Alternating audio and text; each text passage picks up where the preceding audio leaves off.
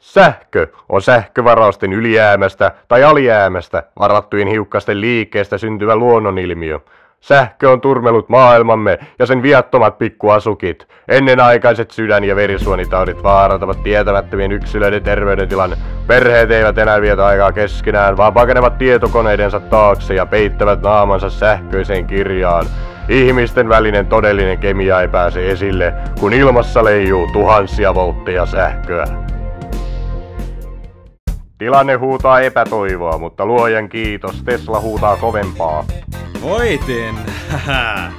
Tesla ja hänen sähkön vastaiset joukkonsa ovat aloittaneet taistelun sähköistä elektrisiteetin turmelevaa aikakautta vastaan.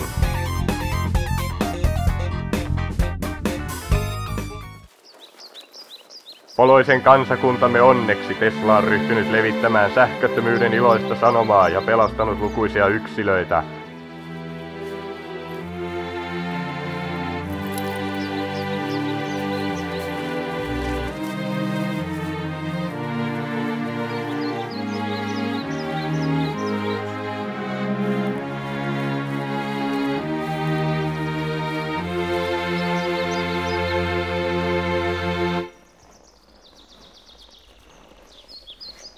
Tervehdys toverit! Tässä on teille valtion sähkönvastaisen protokollan mukainen hevoinen. Olkaa hyvä! Ja mitäs teiltä täältä löytyykään?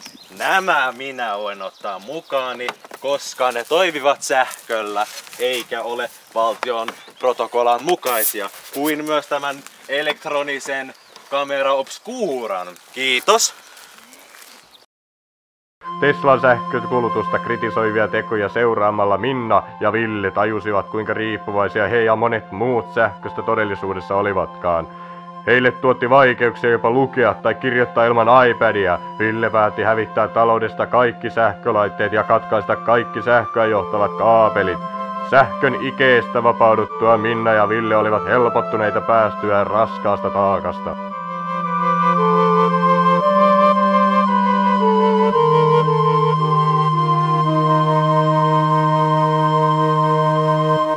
Paitsi mä oon aina nähnyt sähkön lähinnä yhtenä vallankäyttövälineenä, siinä missä verot tai öljy. Se on vaan yksi tapa, millä suuryhtiöt, sähköyhtiöt ja valtio pitää ihmisiä rautaisessa otteessaan. Makuuhuoneessakin on alkanut sujumaan paljon paremmin, kun laitettiin valot pois.